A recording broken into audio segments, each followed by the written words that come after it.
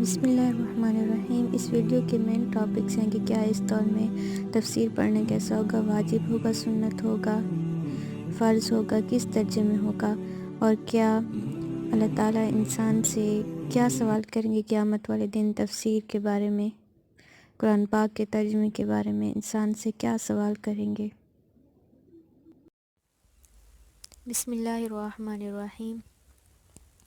دوسرا درس جو ہے اس بارے میں ہے کہ آخر قرآن کی جو تفسیر ہے وہ اس زمانے میں پڑھنا کیسا ہوگا، مطلب کہ فرض ہوگا، سنت ہوگا، واجب ہوگا، یہ کیا ہوگا۔